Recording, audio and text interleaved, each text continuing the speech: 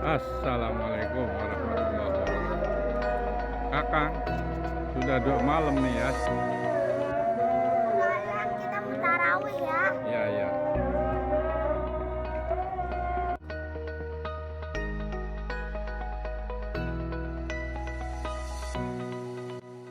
Nih, menuju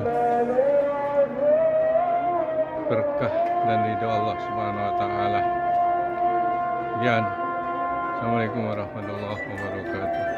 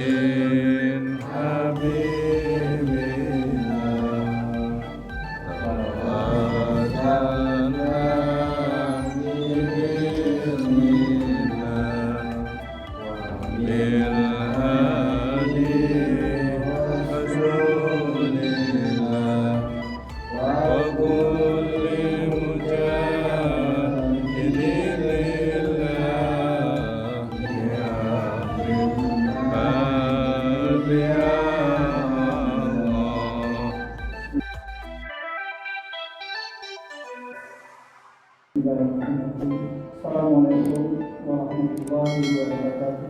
Waalaikumsalam.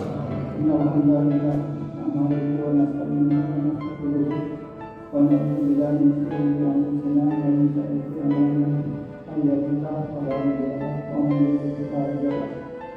Asyhadu an la ilaha illallah wahdahu la syarika lahu wa asyhadu anna Muhammadan rasulullah. Ya ayyuhalladzina amanu taqullaha haqqa tuqatih wa la tamutunna illa wa antum muslimun.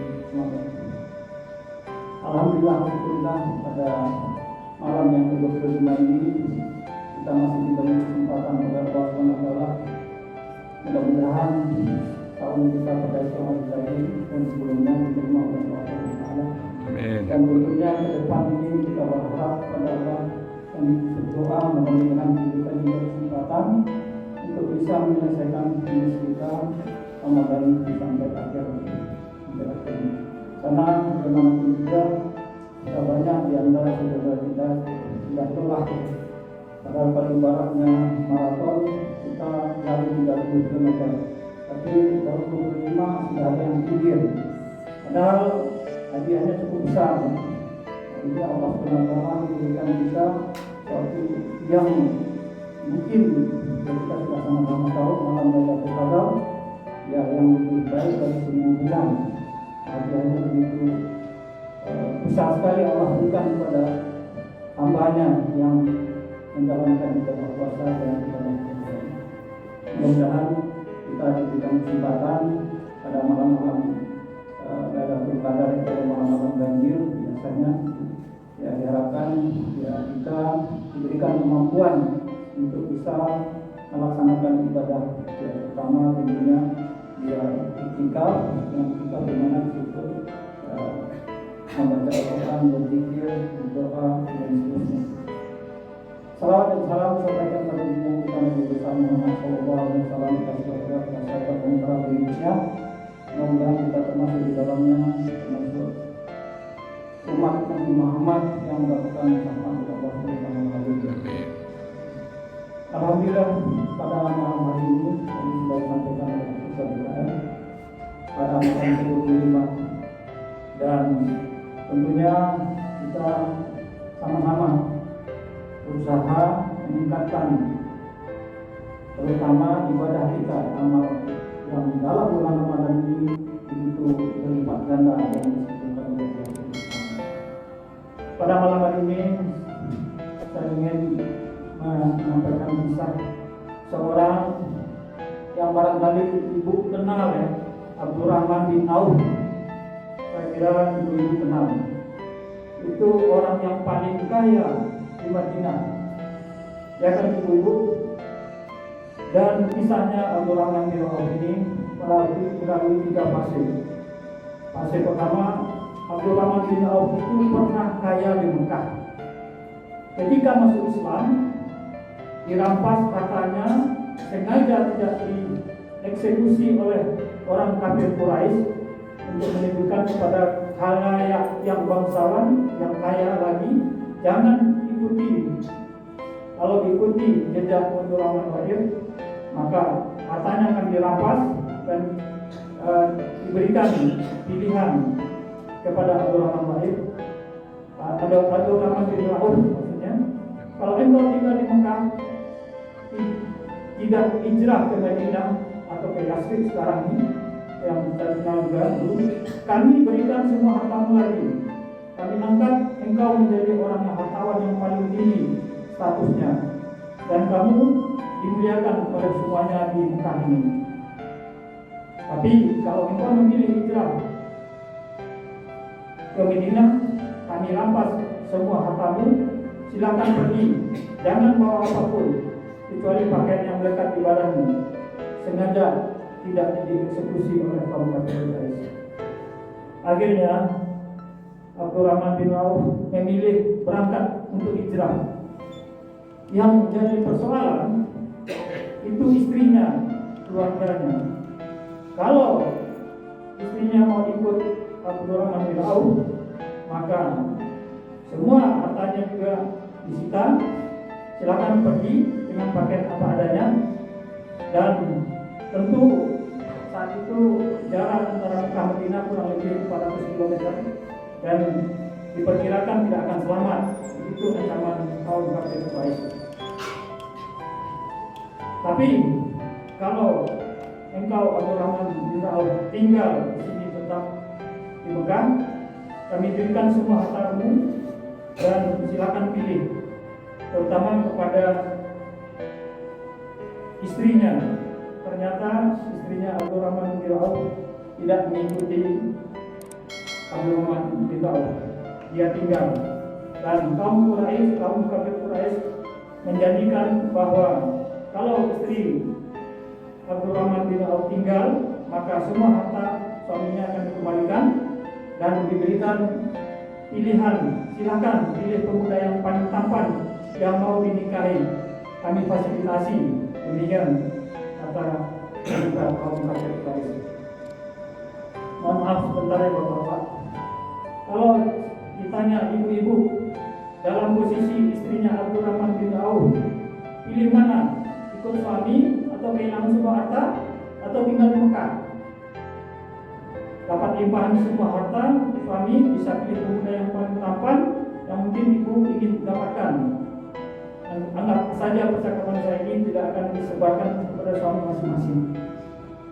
Pertanyaan saya, ikut suami atau tinggal di Mekah? Ibu-ibu, oke lah. Tentunya ibu kita memilih tinggal ikut suami. Maaf, ternyata istri beliau Abdurrahman bin Auf tidak ikut suaminya, tinggal di Mekah pun saat itu. Tahapan berikutnya bagaimana Abdurrahman bin Auf yang bertekad niat untuk hijrah ke Madinah, karena sebelumnya dia sudah belajar sholat yang diajarkan oleh Nabi Muhammad SAW. Yang mana intinya belajar sholat kusuk dilatih oleh Nabi 3 hal. 1, gerakannya dari takbir sampai selesai. 2, bacaannya, apa yang menjadi gerakan itu sendiri. Yang 3, hikmahnya dari sholat itu sendiri.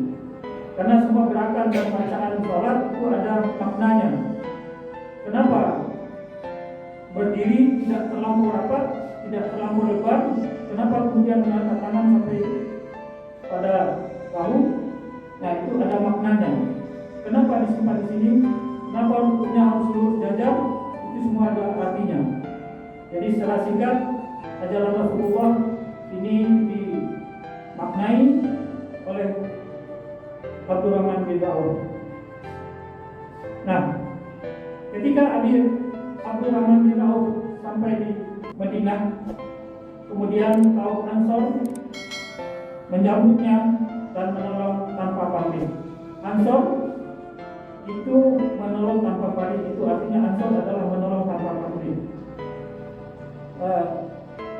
Orang Ansor itu sesuai kebutuhan yang ditolong. Jadi kalau ada orang kehausan, yang datang menyambut yang bawa minuman. Jika ada orang lapar, yang datang menyambut yang bawa makanan. Nah, Abdurrahman bin Auf pernah kaya, jatuh fakir, yang menyambutnya orang yang paling kaya di Madinah. Pilihannya ada dua. Akhir karim, bahasa kita, saudaraku yang mulia, saya dengar Anda, Abdurrahman bin Auf, pernah kaya sebelum ke sini.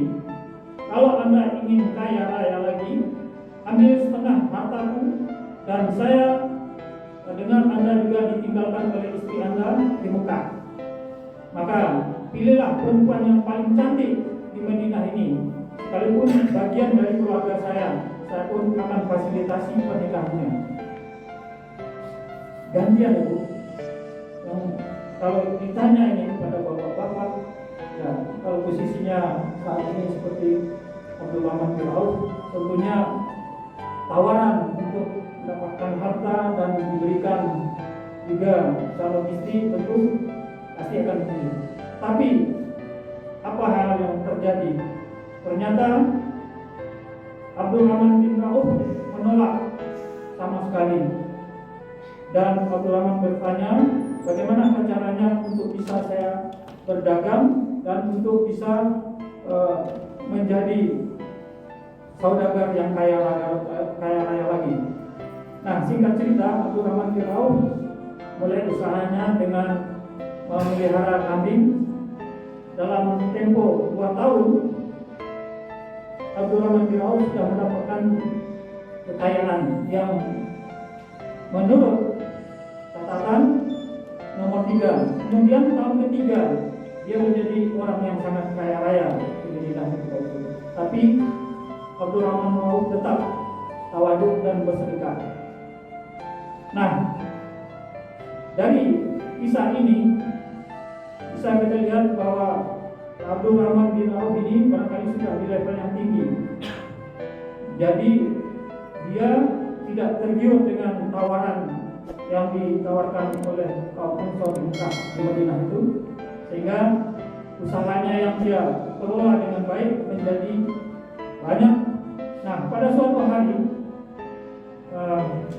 hal ini ditanyakan kepada Sayyidina Aisyah, maka Aisyah bilang bahwa harta Abdurrahman bin Auf sangat banyak dan tentu hisabnya akan juga banyak. Nah, sepeninggal Rasulullah SAW, heboh Madinah. Pekerjaan setiap hari Abdurrahman bin Auf cuma menyantuni semua orang di Madinah. Yang sudah banyak, yang sudah nggak bisa kerja, disantuni sepertinya orang Madinah, sepertiga orang Madinah. Yang belum pekerjaan, sepertiga dimodali oleh beliau. Yang sudah ada, diinfaki oleh beliau. Jadi sekampung Madinah saat itu atau sekota Madinah saat itu mendapatkan bagian dari hartanya Abdurrahman bin Auf. Jadi cara kerjanya Abdurrahman bin Auf setiap bulan selalu menyisihkan amalnya yang untuk diberikan kepada penduduk Madinah. Apakah berkurangkah hartanya? Tidak, malah makin kaya. Malah ada riwayat yang memang perlu diverifikasi bahwa diduga benar bahwa ketika Madinah heboh karena melihat datangnya hartanya Abdurrahman bin Auf dengan banyaknya unta, yang mana unta tersebut membawa yang ada di dalamnya adalah mutiara, emas, dan beberapa harta benda lainnya. Kata Sayyidah Aisyah, rupanya Abdurrahman bin Auf semua hartanya itu beliau berikan untuk kemaslahatan atau kebaikan untuk masyarakat Madinah. Nah, demikian kisah Abdurrahman bin Auf. Ternyata ketika dia hijrah dari Mekah ke Madinah memeluk Islam, dan Allah Subhanahu wa taala yang Maha Adil, yang Hayyul Qayyum, sangat tahu persis apa yang ada di dalam hati hambanya. Nah, kisah ini mungkin menjadi inspirasi kita, dan yang baiknya diambil, yang saya sampaikan yang buruknya dibuang. Mohon maaf bila itu tidak. Assalamualaikum warahmatullahi wabarakatuh.